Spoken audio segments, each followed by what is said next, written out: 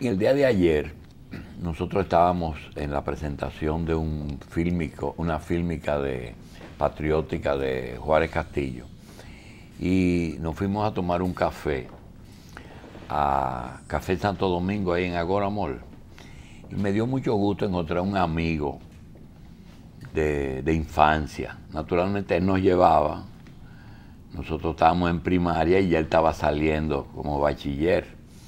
Se fue a Canadá, se hizo médico en la UAS, se especializó en Canadá, y allá él y otro médico dominicano que se especializaron, se hicieron sacerdotes.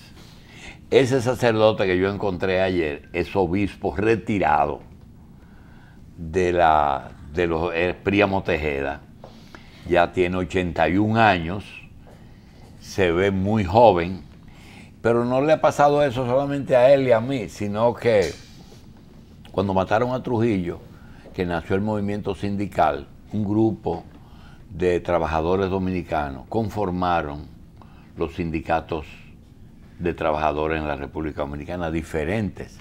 Uno de ellos fue la Confederación Autónoma de Sindicatos Cristianos, que se llamó CAS. Y uno de sus fundadores, junto con Luis Henry Molina, Zarzuela y un grupo, fue mi amigo Gabriel del Río.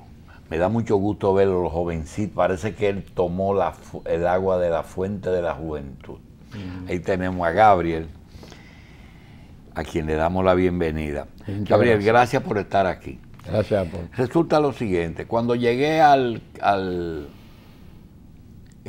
canal que tradicionalmente nos maquilla Marta Santana, me decía que a pesar de que ella es la maquillista de Rafael Grullón, relacionador público y periodista de Edesur, a ella le está llegando un recibo eléctrico de un valor igual al alquiler que ella paga y que eso no se lo ha podido resolver la persona que ella maquilla, que sigue llegando el recibo por el valor que ella paga de alquiler.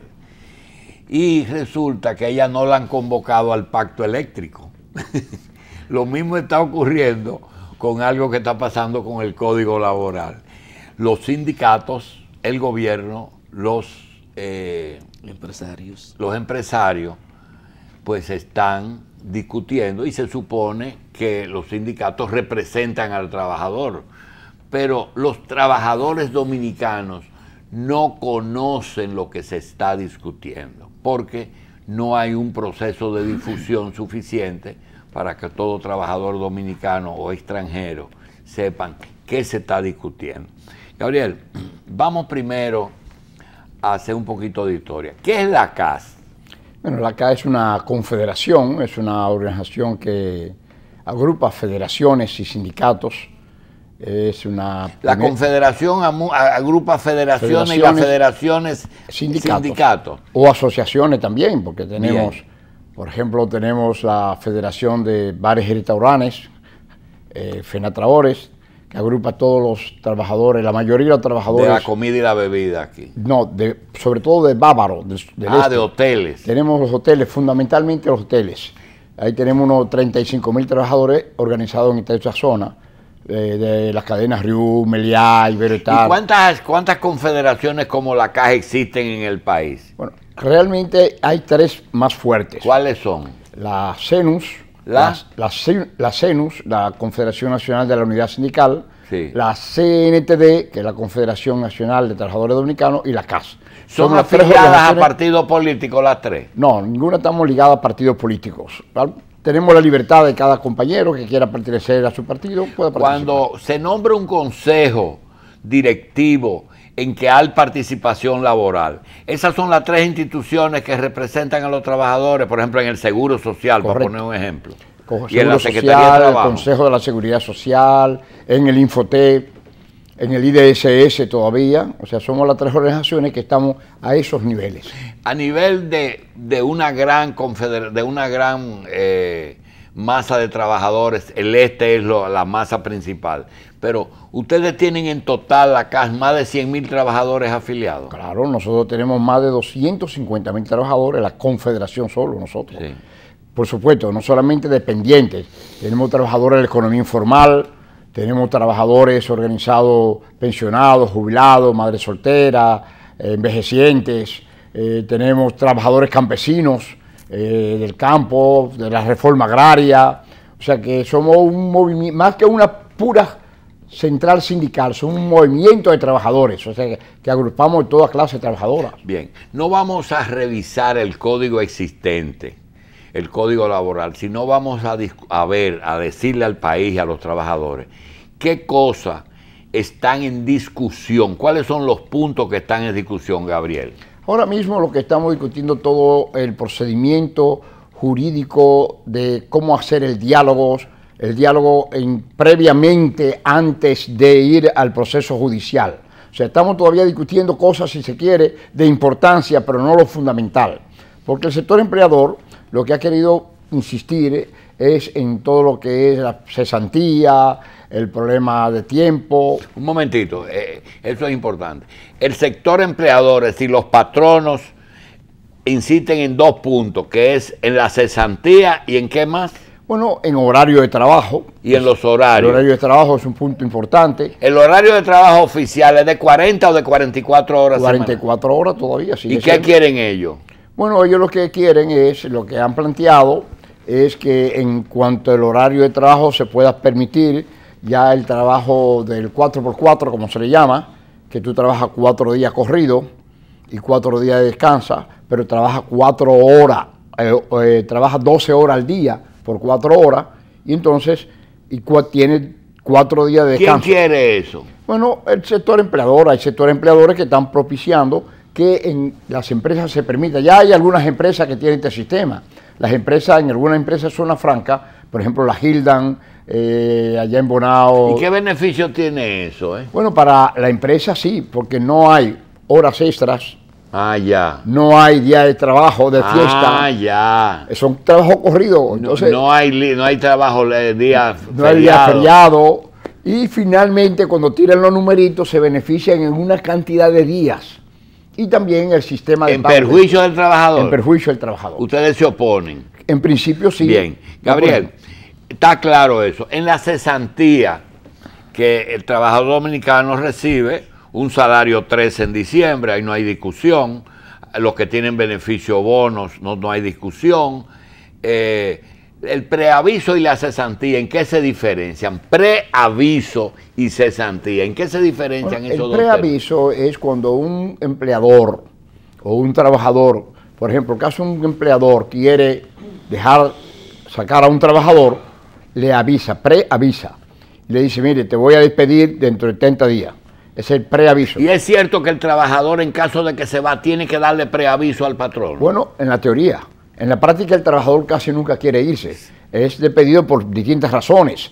Pero el trabajador, o si le ofrecen un mejor trabajo. Bueno, puede irse, pero generalmente se llega a un acuerdo y el empleador llega a un acuerdo con el trabajador. De pagarle algunas cosas. Le paga algunos beneficios, u otras veces el trabajador... Eso es el preaviso. Ahora háblame de la cesantía, ¿qué es la diferencia? La cesantía son los días que se paga el trabajador cuando queda cesante. Por eso se llama cesantía, cuando el trabajador se va a su casa porque el patrón decide sacarlo de la empresa sin una justificación. Entonces el trabajador, el empleador, dependiendo de los días y los años, tiene que pagarle por año un salario. Entonces ese salario se acumula y se va acumulando. Si tiene 10 años, le hace un monto muy importante. Y hay muchas pequeñas empresas y medianas empresas que se les dificulta mucho tener que pagar la cesantía. O sea, estamos hablando de un salario anual. Un trabajador que tenga 10 años trabajando, si gana X cantidad, es un monto pesado para muchos empleadores, pequeños sobre todo. Los grandes empleadores no tienen problemas porque ellos lo calculan eso en lo que son sus gastos. Cuando hacen su presupuesto, meten. Ahora, hay un problema de la cesantía, que el sector empleador dice, bueno, vamos a limitar la cesantía, que no sea indefinida, porque es un costo muy alto, o nosotros propiciamos y decíamos, no, la cesantía nosotros lo que queremos es que se siga pagando, porque hay un fondo de cesantía. Un fondo de cesantía donde los empleadores puedan aportar a ese fondo y se crearía especie de un banco de cesantía, algo así, para que un pequeño empresario, un microempresario, un mediano empresario, no tenga esa carga al momento que va a sacar a un trabajador. Gabriel, yo quiero no montar un show, sino que tú juegues el papel del trabajador y el sindicato y yo del patrono. Cuando yo le digo, muy bien, pero aquí hay empresas como un salón de belleza, un colmado, un restaurante, que tiene una muchacha o un joven 10 años trabajando, que si tiene que pagarle cesantía, le es más económico entregarle el negocio. ¿Qué tú le respondes? Por eso que estamos buscando que se cree un fondo de cesantía. A ese caso, un fondo para de cesantía. todos los casos. Bien. Segundo punto. En Estados Unidos, el país ha crecido porque no existe la cesantía. El Estado es el que mantiene a los desempleados. Vamos a hacerlo como allá. ¿Qué tú sugieres? Bueno, nosotros somos dos culturas totalmente distintas, porque en Estados Unidos no hay duda que se gana bien, y ahí en las pensiones hay un sistema que el Estado, cuando un trabajador queda cesante, hay un seguro, y ese seguro le cubre a ese trabajador. Aquí no existe. Aquí no existe ese seguro. Un seguro Entonces, de cesantía. Un seguro de, no tanto de cesantía, sino un seguro de desempleo. Ah, de desempleo. Porque es el problema del desempleo. ¿Y eso lo paga quién, ese En seguro? Estados Unidos paga el seguro de desempleo, el Social Security. O sea, tienen una... Sí, pero el Social Security paga el gobierno o lo paga la empresa y el trabajador. No, lo paga el gobierno, lo paga el sistema de seguro. Ya. Es el sistema de seguridad social. Ok, cuando discutíamos la ley aquí de seguridad social, la 8701, uno de los puntos que está pendiente en la ley es el seguro de desempleo, que no se ha tratado. Cuando se discutió el asunto de la seguridad social, el punto importante, ¿qué pasaba con los que estaban en el seguro social? Y ahí surgió muchísimas discusiones. ¿Qué te parece que venga una propuesta que a lo mejor está discutida y que diga, bueno, hay un trabajador que tiene 10 años? Bueno, vino una ley que quitó la cesantía, pero lo que tiene ese trabajador acumulado al momento de la promulgación de la nueva ley, ¿en qué se convertiría un tipo que puede tener $500,000 de acumulado de cesantía? ¿Qué ustedes proponen? ¿Que se le guarde como un pasivo, como un activo ahí, o que pase a un fondo, o que lo liquiden a todo el mundo junto? ¿Qué tú propones? Eso no se ha discutido a fondo, porque es un problema de que la ley no es retroactiva. O sea, no podemos... Pero existe la situación. Por eso, pero hay que buscar una solución. Ahora, lo que nosotros decimos es, como no es retroactivo, el empleador indudablemente va a tener que pagar la cesantía. ¿Cómo la vas a pagar? Bueno, tendríamos que discutir si se va a crear posibilidad de que la tenga aquellos que no pueden pagarla, porque el que puede pagar su cesantía la va a pagar inmediatamente. Pero indudablemente que si viene una nueva ley en ese sentido, es un monto muy alto. Y no va a haber aquí empresas con la capacidad de liquidar a todos sus trabajadores al mismo tiempo. Entonces, eso hay que buscar una discusión a fondo para que el trabajador no pierda su cesantía, pero que el empleador no tenga la necesidad de empeñarlo todo y finalmente cerrar la empresa. Bien. O sea que es un punto que hay que discutir a fondo. Es un punto que hay que discutir. Gabriel, tú tienes experiencia de que después de creado el Tribunal Constitucional, muchos casos que se pierden en la justicia, los abogados acuden al Tribunal Constitucional. ¿Qué posibilidad para evitar miles y miles de procedimientos que van a surgir en ambos sentidos, sin entrar en detalle, cuando se promulgue esa ley de que eso no es constitucional? ¿Qué se puede hacer para involucrar al Tribunal Constitucional como organismo de consulta y no empezar a someter leyes sin preguntarle a ellos? Bueno, en primer lugar, nosotros creemos que el problema de la cesantía no es tan fácil que pase. O sea, no es tan fácil. Nosotros como confederación decimos, busquemos un fondo, hagamos un fondo de cesantía. Ustedes tienen una respuesta. Exactamente, pero para futuras generaciones. O sea, para futuros trabajadores. Sí, los que trabajadores actualmente tienen su cesantía. Ya eso, mantener el régimen actual. Hay que mantener el régimen actual. Porque que hay un antes y un después. Exactamente. Ya está claro. Para los que vienen antes, de los que vienen después, entonces busquemos una fórmula para que ellos puedan tener posibilidades de recibir su cesantía, pero no que necesariamente el microempresario, el pequeño empresario tenga que desembolsar en un momento dado porque se va a complicar económicamente. Bien. El trabajador se divide en diferentes tipos de trabajo y tipos de trabajadores. Hablando del trabajador dominicano, que puede trabajar en una empresa regulada, en el que paga su porcentaje de seguridad social, la otra parte la paga el empresario, ese no vamos a discutir, ese está claro. El trabajador informal o que anda por la calle, está totalmente desprotegido. Bueno, nosotros, está en la ley de seguridad social a ese trabajador que decimos no estructurado o trabajador de la informal. La ley prevé de la seguridad social que a ese trabajador el Estado va a ser empleador. Y tenemos el régimen entonces contributivo subsidiado. O sea, que el Estado va a subsidiar al trabajador de la economía informal, a los trabajadores liberales, profesionales liberales. Y ahí están las pymes también. En las pymes podrían estar también. Del monto. Podrían estar también. Entonces nosotros como confederación hemos creado una mutual que se llama MUSOL. Como ese régimen contributivo subsidiado no existe, o sea, no está funcionando porque el Estado dice es una carga muy grande para yo cubrir a todos los trabajadores, que estamos hablando del 56%, entonces nosotros hemos creado una mutual, que se llama Asociación Mutual de Servicios Solidarios. Y a todos esos trabajadores de la economía informal nosotros hacemos de empleadores virtual y ellos pagan su seguridad social a nosotros lo pagamos la tesorería y lo inscribimos en el régimen contributivo.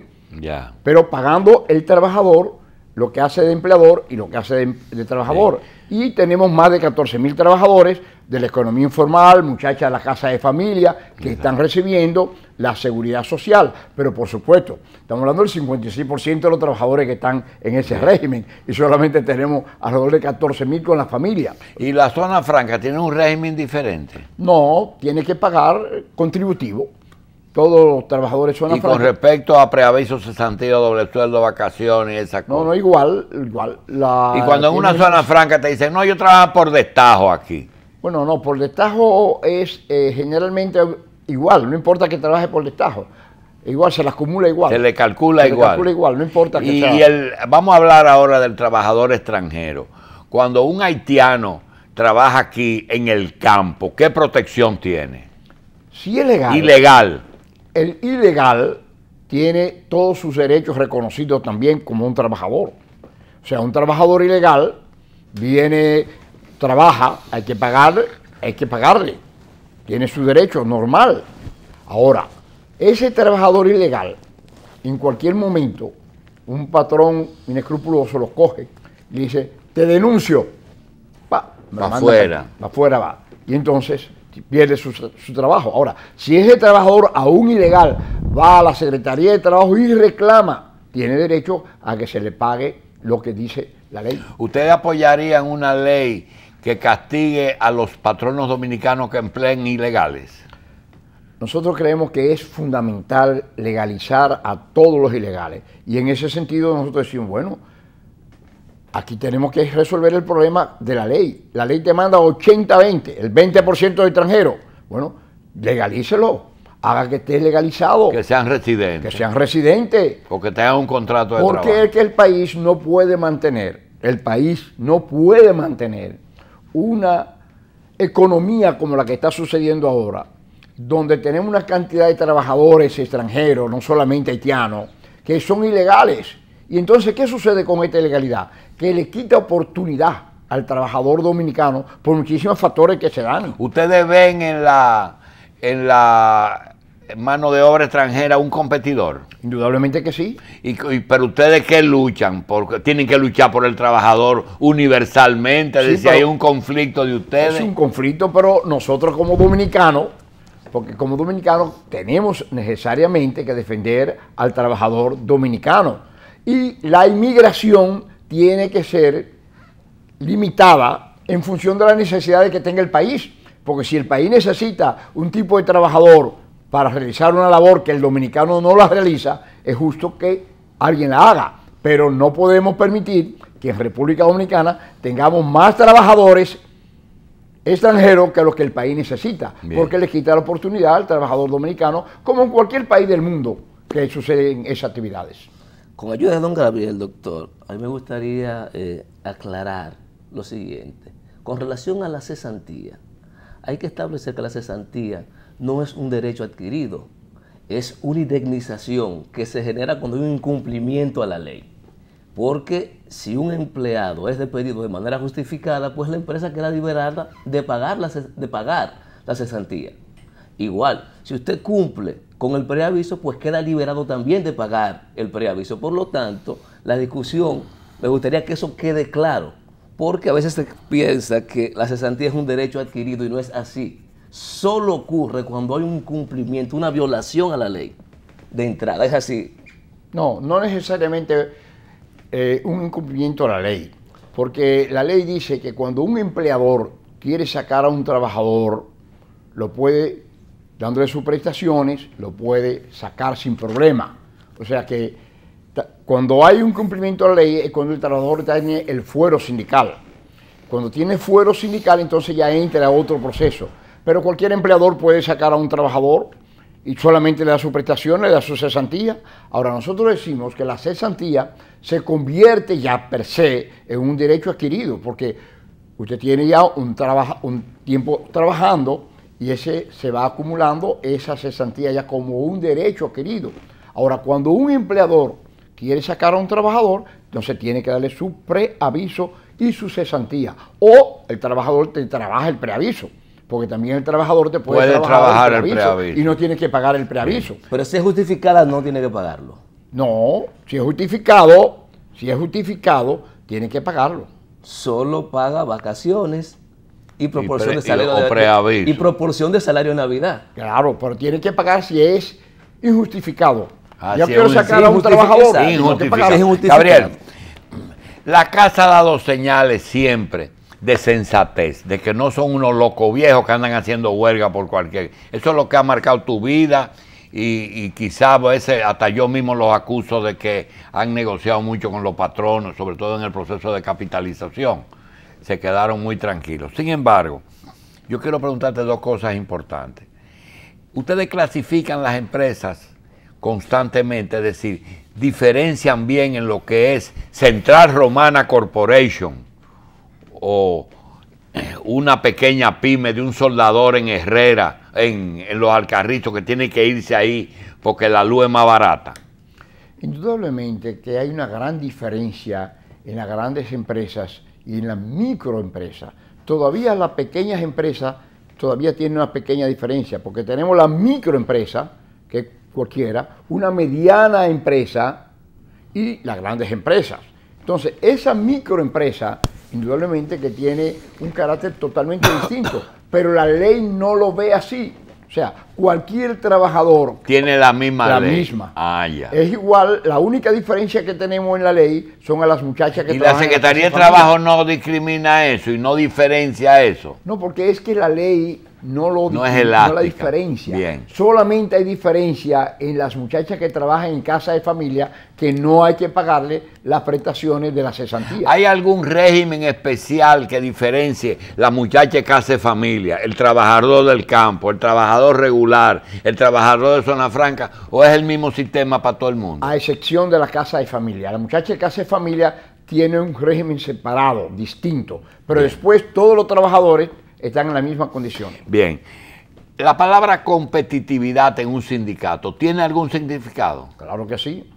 Háblanos de eso. La competitividad es fundamental para el desarrollo económico. Si no hay competencia, si no hay la posibilidad de que una empresa pueda competir dentro del marco legal, jurídico, no hay un buen desarrollo, porque la competitividad te anima a mejorar.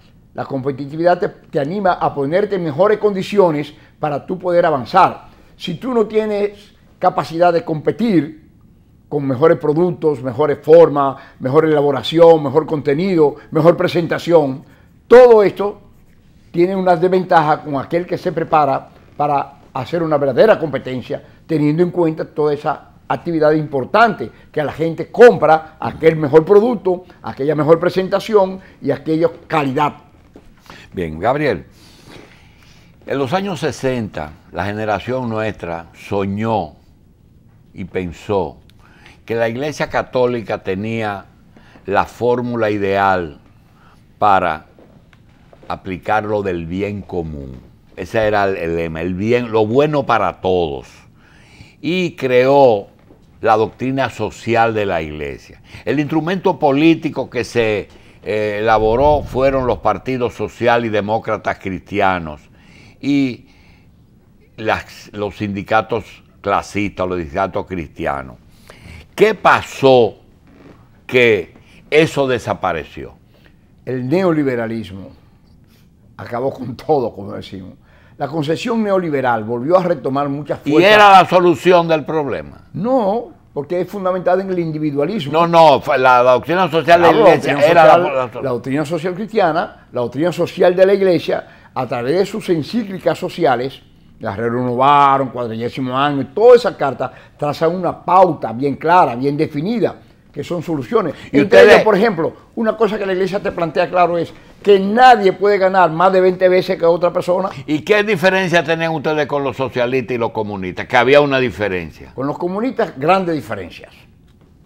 Los socialistas no tanto la diferencia, porque el tipo de socialismo democrático hay mucha... El comunismo, indudablemente, todavía seguimos teniendo grandes diferencias. El comunismo siempre nosotros decíamos, eso no resuelve nada. Ese es un patrón. Porque cuando ellos se desaparecen, ¿por qué no se impone la doctrina social de la Iglesia y se impone el capitalismo? Bueno, porque lo que pasa es que no hay esa concesión en la mayoría de nuestros políticos. Bien. Y la mayoría de nuestros políticos tienen otra concesión. Un último tema que nos den 2 minutos. Gabriel, se dice que el dominicano no quiere trabajar y que el haitiano viene aquí porque el dominicano no quiere trabajar. Y usted sabe que eso no es así. Eso no es así. Pero hay una situación de tipo política y ustedes son políticos, esencialmente políticos. Claro. ¿Tú no consideras que todos los planes sociales del gobierno del Partido de la Liberación, que tiene diferentes formas para subsidiar, alimentar, educar en una forma gratuita a personas, los están acostumbrando a no trabajar y tenemos casi 2 millones de dominicanos que no tienen necesidad de trabajar para comer y es lo que hace que vengan los haitianos? Tenemos que tener mucho cuidado con el problema de brindarle a la gente todo sin hacer nada. Eso es sumamente peligroso. Y ayer precisamente hablamos con un amigo, cómo en Estados Unidos en una época, después de la recesión del 39, se ponía a la gente a trabajar y decían, había uno que picaba a la calle y había otro con otras palas que la cerraba, que te tapaba el hoyo, pero sí trabajaban. O sea, que el problema de no trabajar a la gente puede crear un problema como pasa en Puerto Rico actualmente. Se le da de todo y nadie quiere trabajar porque todo se resolvió. Entonces, aquí hay que tener mucho cuidado con esto. Es cierto que hay mucha gente que si tú no le das que comer pasa hambre, porque aquí no hay problema de trabajo. O sea, no hay suficiente trabajo, tenemos mucho desempleo. Y el otro problema es que tenemos que tener cuidado con los salarios. Si no tenemos salario vital que le permita a la gente vivir decentemente con un salario, ¿qué va a suceder? Que la gente no quiere trabajar por 3 cheles, prefiere irse a la economía informal o prefiere montar un negocito en vez de ir a una empresa a trabajar para pasar hambre. Entonces, aquí hay un problema vital, salario vital, que pueda el trabajador y la trabajadora vivir. Sí, pero el capital se tragó al trabajo. Ahora mismo lo más importante es el trabajo. Correcto. Pero la mecanización, que lo vimos primero en los puertos, después lo hemos visto en la robótica, se va tragando al trabajador. ¿Es todavía el trabajo importante para ustedes? Claro, fundamental, porque aún así esa robótica... ¿O es la inversión extranjera? Pero aún así toda esa robótica y todos esos adelantos, sin el trabajador no funciona. Lo que pasa es que te vas reduciendo. Pero un tipo de trabajador. Sí, pero te vas reduciendo. Y por eso nosotros queremos la formación y la capacitación del trabajador para adaptarlo cada día más a los nuevos tiempos. Porque si el trabajador no se capacita, y esa es una labor fundamentalmente de Infotec, que como tú sabes lo creamos nosotros, el Infotec, una labor fundamental de Infotec es preparar al trabajador para que realmente pueda estar adecuado a los nuevos tiempos. ¿Quiénes van al pacto hoy? Al pacto laboral. No, nosotros trabajamos, depende, lo que tú hablas del código de trabajo. Sí. No, el código de trabajo es martes y jueves, perdón, lunes y jueves. Entonces ya ayer tuvimos discutiendo y no hubo posibilidades. Pero denme un segundito más, Julio. Seguro. La CAS cumple 53 años ahora. Ahora el próximo 28 de enero. Son la única organización que ha podido mantenerse 53 años, digo a nivel sindical, a nivel de confederaciones. Y nosotros vamos a celebrar ese 28 con una misa para dar gracias a Dios en primer lugar. ¿Qué día es ese? El miércoles 18. Bueno, yo quiero invitarlo a usted y a Henry Molina a hacer un programa especial. Eso no estaría mal. Con respecto a la CAS, ¿verdad? Podríamos 50 ahí. 53 años de trabajo continuo, formando, concientizando, y vamos a celebrar esa misa a las 9 de la mañana en la iglesia de Altagracia para dar gracias a Dios, y después vamos a hacer una ofrenda floral también para dar gracias a Dios y gracias a los padres de la patria, que todavía tenemos un país y una nación. Gracias, Gabriel del Río, dirigente de la Confederación de Sindicatos Cristianos.